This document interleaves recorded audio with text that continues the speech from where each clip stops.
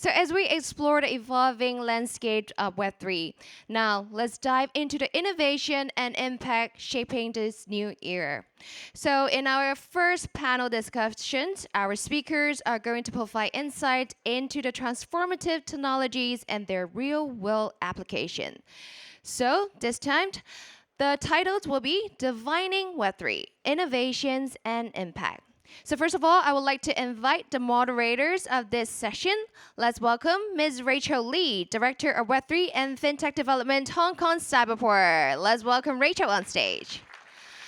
And our panelists include Mr. Benjamin Chodroff, Head of HSBC Lab. Let's welcome Benjamin. And moving on, we also have Mr. Vince Turcotte, Business Development Lead, Asia Pacific, Chainlink Lab. Let's welcome Vince. And now, without any further ado, I'm going to pass the stage over to Rachel. Thank you so much, everyone, for today. And really great to have Ben and Vince here, two Web3 experts. And they both flew over from another part of the world to this conference, so thank you so much. And we often talk about Web3, but there are various interpretations of it. And keywords such as transparency, traceability, immutability, etc., are often associated with Web3. But exactly why it is useful to real life is not really widely discussed.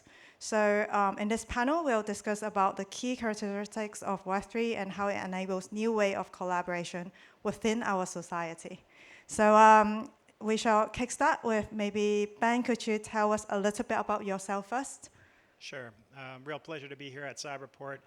My name is Ben Chodroff. I'm the head of HSBC Labs. We work on different areas of proof of concepts and research across emerging technologies, but my particular passion is in the digital assets and Web3 space. My background is a computer engineer. I ended up finding out about Bitcoin back in 2013 and said, this is ridiculous. This makes absolutely no sense. Why on earth would I need a token? I've got PayPal. And then I realized in 2013, a few months later, there's no central party in any of this. This is really interesting and fascinating. And I've gone down the rabbit hole since then. It brought me out here to China. I ended up starting a cryptocurrency exchange, ended up not being able to get any banking from a cryptocurrency exchange, and made my way into HSBC as a job. Turns out there's a big overlap between digital assets and traditional finance. And I think this is going to be the next big exciting area and one that keeps me quite passionate on this space.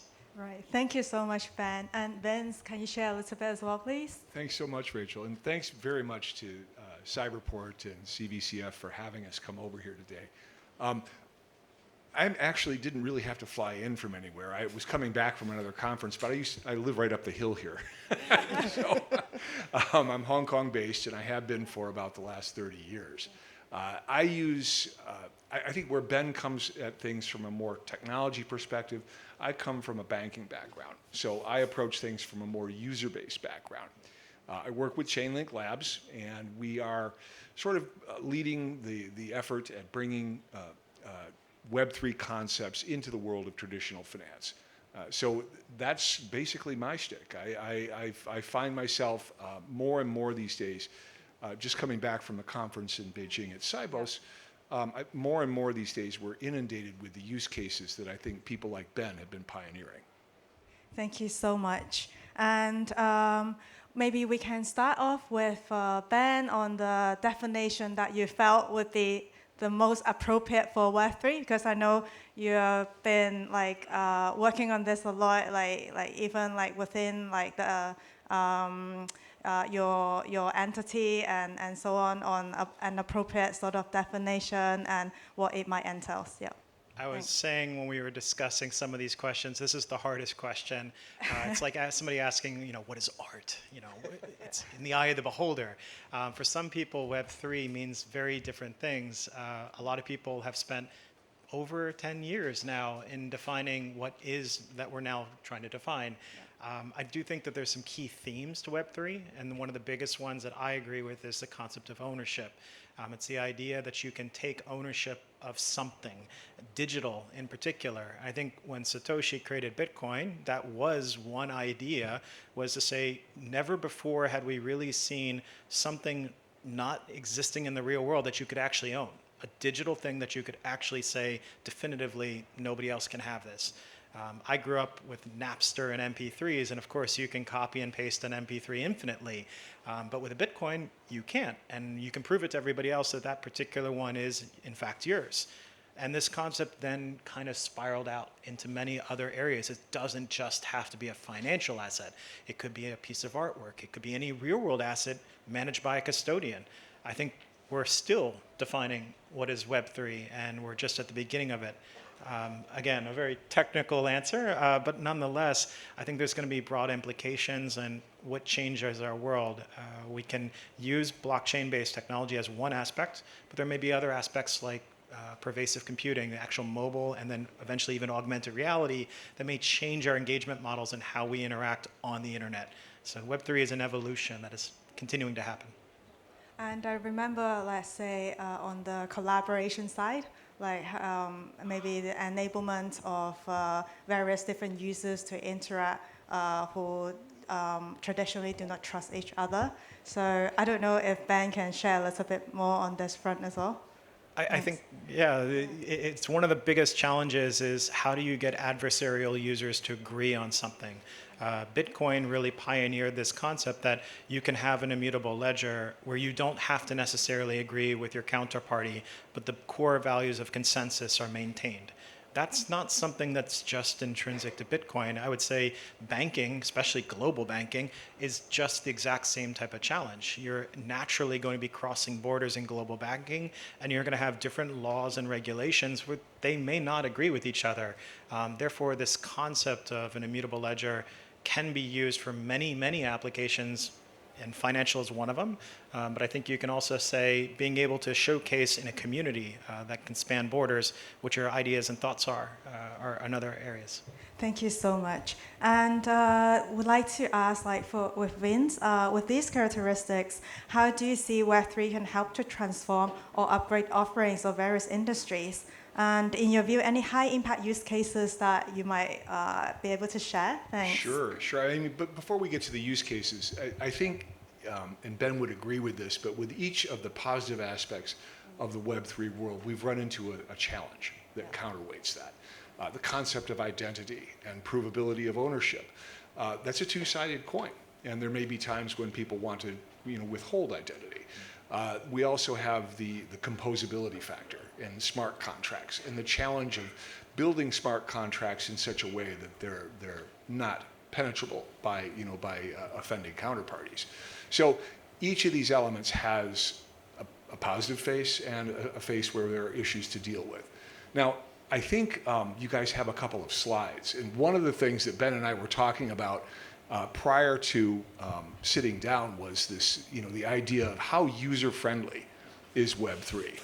And I can see myself trying to teach my parents enough solidity to write a smart contract to actually do the things that we can do now in a Web3 environment, and that's just not going to happen. So, what we've tried to do is approach the world from the existing infrastructure. Swift is a great example. There are over 12,000 members of the Swift network and many, many more who access it indirectly. So why not use this well-established messaging system as a way to effect transactions on the blockchain? You can instruct Swift to send money anywhere through fiat rails.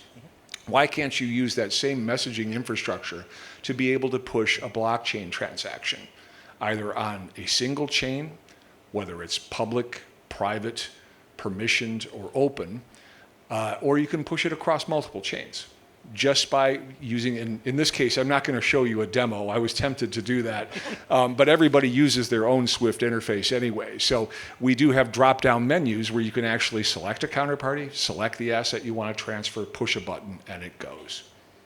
And that lowers the barrier that user experience that we were talking about. It lowers the barrier for people to access the blockchain, institutions, in a safe, secure, and, as Ben mentioned, in the regulatory world, a compliant infrastructure.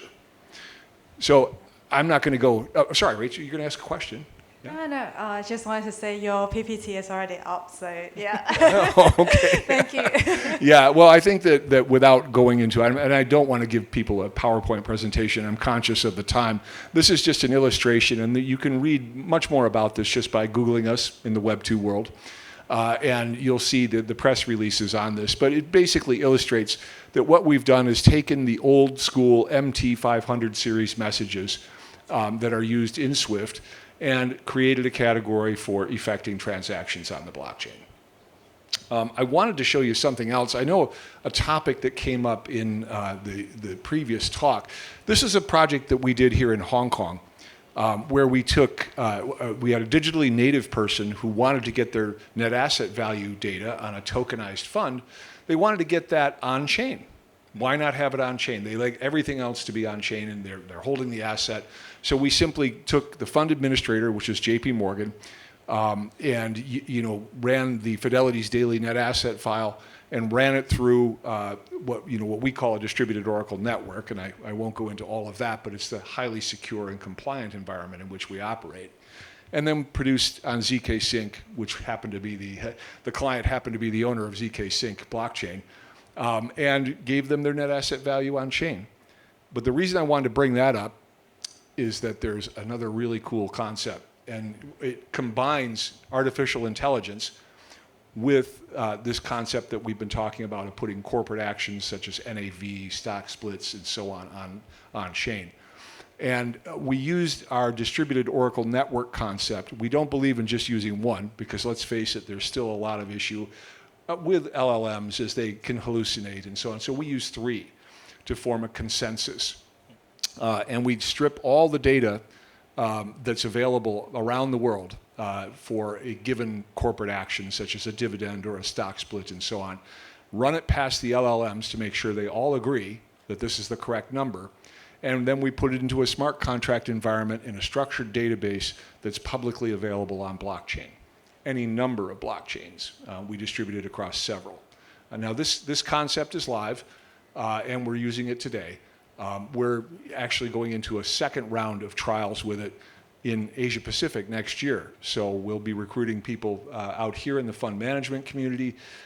The exchanges have already approached us and asked us to work with them, as well as some of the fund administrators. But I'm only bringing these up as these are some of the samples of the use cases that are being brought forward now in the financial technology space.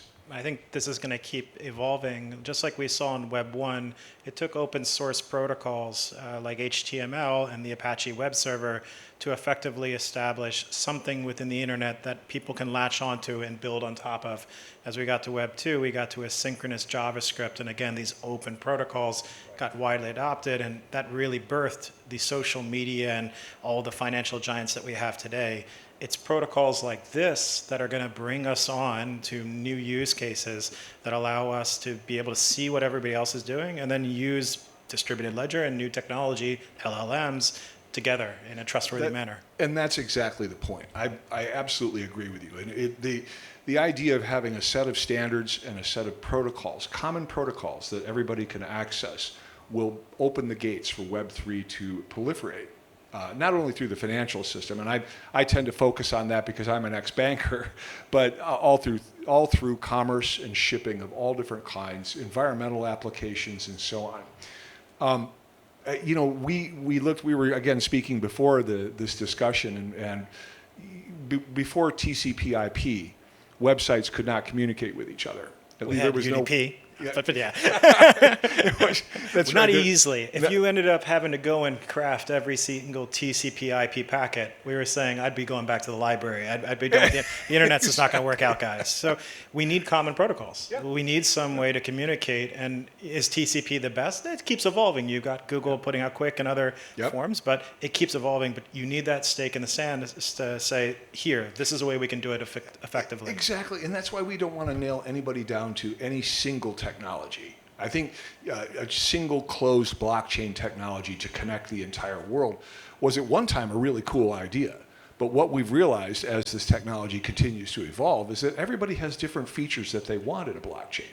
People prefer to build their own. Some want private blockchains. Some want public permissioned, and some want publicly accessible blockchains. And there are different applications that work well for anybody. I mean, I always say in client meetings that the war for the best blockchain is over and everybody won.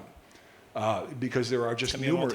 multi-ledger world. There'll never be a single one. And I'm encouraged here in Hong Kong too that the regulators understand this, and you look at the projects that they're doing. For instance, I think Joseph mentioned the stablecoin sandbox at the beginning. There's just no way that a stablecoin will work if the whole world is on a single private blockchain. It won't. So it needs to be accessible across borders, across technologies, across use cases, and that demands multiple chains. Thank you so much. This is a really comprehensive sharing on the definition and like the potential use cases and the potential sort of things that we might see in the future, like with the evolution of Web3 technology. So yeah, thank you so much, Vince and Ben, for taking the time here. And please give them a round of applause. A pleasure. Thank you very much for having us.